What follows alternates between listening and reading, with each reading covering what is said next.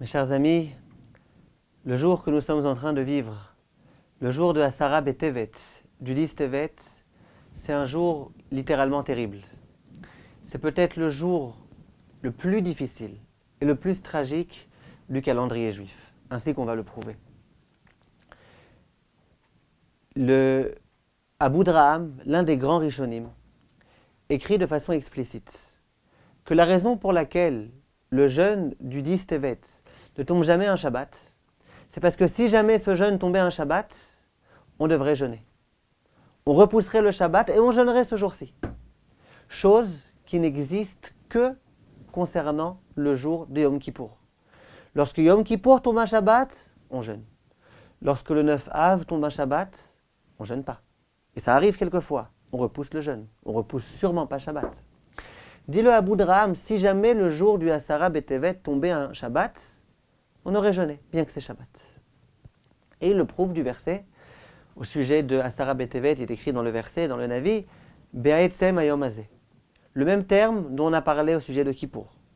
Et de là, on nous montre bien que de la même façon qu'à Kippour, on jeûne lorsque ça tombe un Shabbat, de la même façon le Asara B'Tevet. C'est pour ça que nos maîtres ont institué, ont planifié le calendrier de sorte à ce que le Asara B'Tevet tombe jamais un Shabbat. Vient le Rav Yaharot Dvash, le Rav Yonatan Eiveshitz, et il dit, on voit de là une idée extrêmement intéressante. C'est que le jour de Asara B'Tevet, c'est un jour encore plus tragique, encore plus douloureux, encore plus difficile pour le peuple juif que le jour où le Beth Amikdash a été détruit. Ainsi qu'on voit, le jour où le Beth Amikdash a été détruit, a priori, c'était la catastrophe, la plus grande catastrophe, un cataclysme. C'est le jour de Tisha B'Av. Eh bien, on voit que c'est vrai que c'est un cataclysme. Mais si jamais ce jour-là tombe un Shabbat, il n'y a pas de jeûne. On se réjouit le jour de Shabbat. C'est un jour de Shabbat ordinaire. Par contre, le jour de Asara B'Tevet, c'est pas le jour où le Beth Amikdash a été détruit. C'est le jour où tout a commencé. C'est le jour où Nabuchodonosor et ses armées ont commencé à faire un siège autour de Yerushalayim. Et bien on voit que ce jour-là, il est encore plus tragique que le jour où le Beth Amikdash a été détruit. Noir sur blanc, dit le Rav Yonatan Eiveshitz. Et comment ça se fait, demande-t-il. Ils disent parce que Kol ha'atralot kashot. On a un principe, c'est que tout commence à partir du commencement. Si jamais finalement le Beth Amikdash a été détruit, ça a commencé à partir de ce commencement-là. Et tout va dépendre de ce commencement-là. Et c'est ce commencement-là qui est lui-même le plus tragique. Ensuite, tout va être la conséquence. Tout va découler de ce commencement. Mais tout a commencé avec ce commencement. Le jour de ce commencement, il y a eu quelque chose de terrible qui s'est produit. Et ensuite, ça a continué à fonctionner de cette façon-là. La question, bien évidemment, qui se pose. Qu'est-ce qui s'est passé ce jour-là? Pourquoi ce jour-là, ça a été un jour tellement terrible? Comment accepter une telle chose?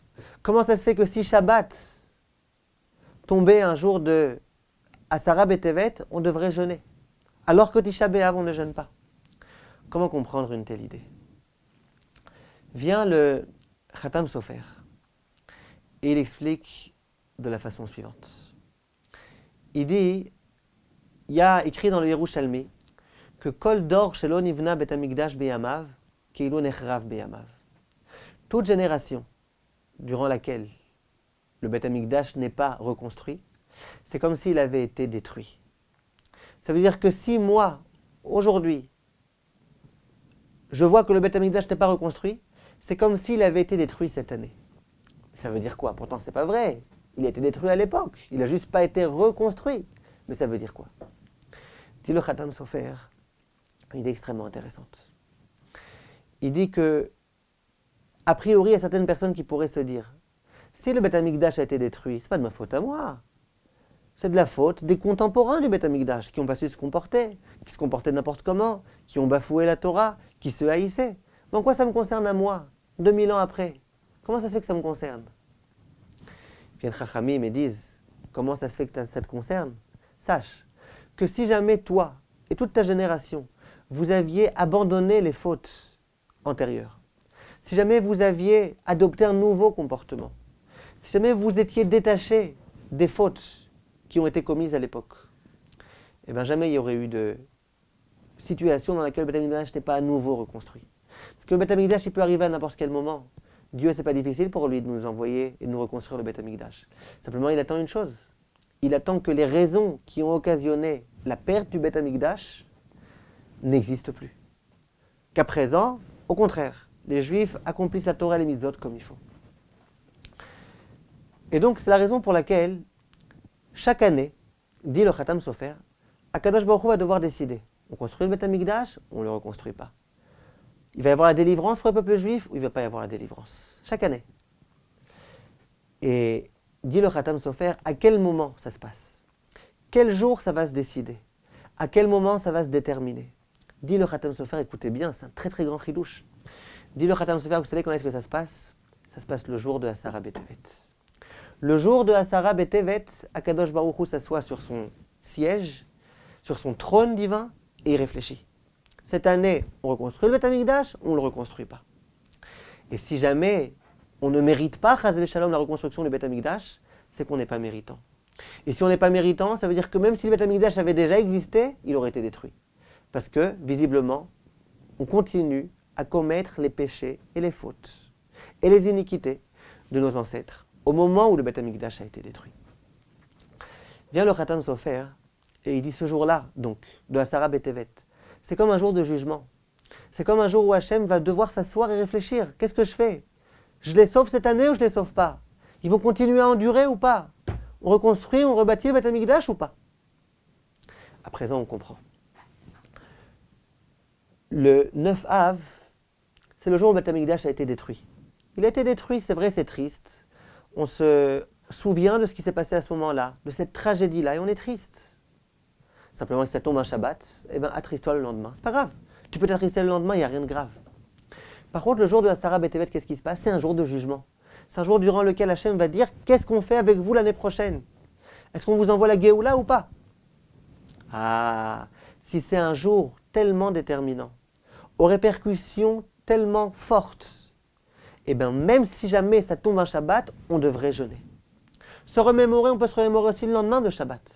Par contre, un jour tellement déterminant, où toute l'année va dépendre de ce jour-là, eh bien, même le jour de Shabbat, c'est tellement important qu'on devrait jeûner ce jour-là. On devrait jeûner pour se remettre en question, pour faire teshuva, pour qu'Hachem nous juge favorablement. Un peu comme Kippour. Le jour de Kippour, c'est un jour déterminant. C'est un jour grâce auquel toute l'année à venir va être décidée par Akadosh Baruch Hu. Et donc, le jour de Yom Kippour, on jeûne. Là, pareil. Ce jour-là, c'est un jour de jugement. C'est un jour durant lequel on doit être à la hauteur pour qu'Hachem décide, Bezrat Hachem, cette année, on vous envoie la Géoula. Comment ça se fait? Et d'où le Khatam Sofer savait-il que ce jugement, ça a lieu le jour du Asara B'Tevet? Parce qu'il faut bien qu'on comprenne. Tout a commencé à partir du Asara B'Tevet.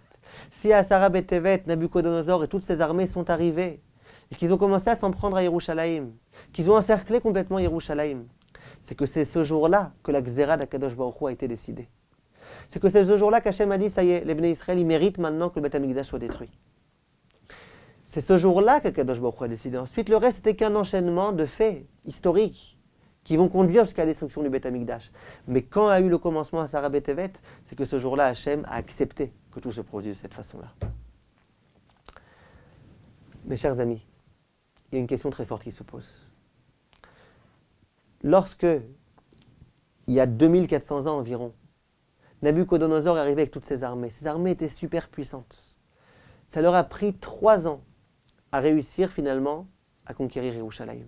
3 ans. Pourquoi 3 ans? Des armées tellement fortes, ça leur prend 3 ans. Vient le Midrash en Yalkut Shimoni de Echa et dit, eux, ils sont arrivés. Nabucodonosor et son armée, il y avait d'autres rois aussi qui sont venus pour renforcer cette armée. Ils étaient super puissants. Leur intention, c'était de réussir à tout finir en quelques jours, très rapidement. Simplement, Hachem a fait en sorte, il a donné de la force aux Juifs de réussir à faire face. Et que toute cette histoire-là, elle dure 3 ans. Pourquoi?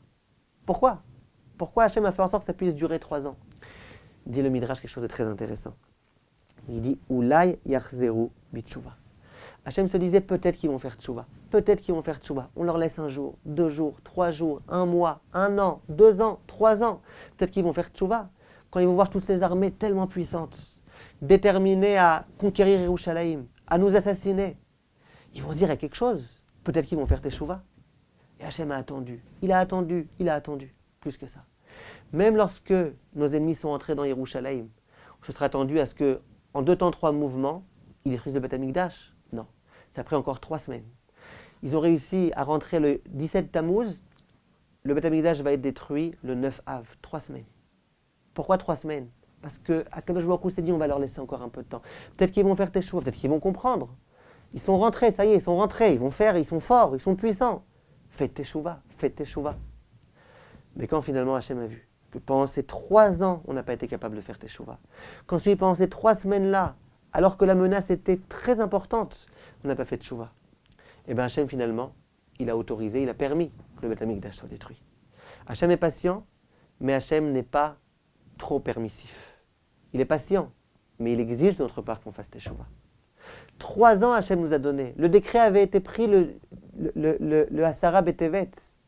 Pendant 3 ans Hachem a permis, a donné la possibilité, la force, le courage aux Bnei Israël, aux Juifs, de réussir à faire face, à se défendre. Mais quand il a vu qu'ils n'ont pas fait de teshuva pendant 3 ans, là Hachem s'est fâché. Mes chers amis, on se trouve dans une situation difficile. Les menaces de l'État islamique et du Hamas et de toutes ces armées-là, elles sont immenses. Immenses. Je sais qu'il y a des rabbins qui vous feront plus peur que moi, qui aiment faire ça et qui sont plus compétents que moi pour le faire. Moi, je ne suis pas là pour vous faire peur. Je suis là juste pour qu'on réfléchisse ensemble. Il n'y a pas ici un signal de la part d'Akadosh Baruch Hu. Il n'y a pas visiblement un décret qui a été pris et qui risque malheureusement de s'abattre si on ne se prend pas en main. Est-ce qu'on ne voit pas ici ces armées là avec Nabucodonosor et tous ces soldats tellement puissants qui sont autour de Yerushalayim? On ne voit pas tous nos ennemis autour d'Israël qui nous envoient tantôt des missiles, tantôt des je ne sais pas quoi, et des attentats et des choses. On ne voit pas. Quelqu'un qui m'a appelé de France et qui m'a dit même les non-juifs ils commencent un petit peu à se remuer. Ça serait terrible que les non-juifs se remuent et que nous on ne se remue pas. Il faut comprendre mes chers amis, on est dans une situation difficile. Hachem attend qu'on se réveille. Et si on ne se réveille pas, à l'instar de nos ancêtres qui ne se sont pas réveillés pendant 3 ans, eh bien regardez ce qui s'est passé ensuite. Le Beth Amikdash détruit. Là on se trouve le jour de Asara Betevet. C'est un jour de Teshuvah. Le jour de jeûne, c'est un jour durant lequel on doit s'introspecter. On doit essayer de se renforcer. Intensifier notre étude de Torah, notre étude de Moussar aussi. Un homme qui n'étudie pas de Moussar, il est sûr qu'il est parfait. Il faut étudier du Moussar, il faut se renforcer, les femmes qu'elles se renforment en tsniout, autant que possible. Il faut qu'on se renforce, Rabotai. Si on se renforce, Bezrat Hachem, eh bien Hachem nous prendra en pitié. Hachem attend que cela. Hachem, pendant 3 ans, il a fait en sorte qu'on réussisse à se défendre. Pour qu'on puisse faire teshuva, Hachem, il attend qu'une chose, c'est qu'on fasse teshuva. Et si on fait teshuva, on aura la Géoula, Bezrat Hachem. La balle est dans notre camp. Tout est entre nos mains. À nous, Bezrat Hachem, d'être forts et de faire une véritable teshuva. Kol tov, mes chers amis, et Besorot Tovot.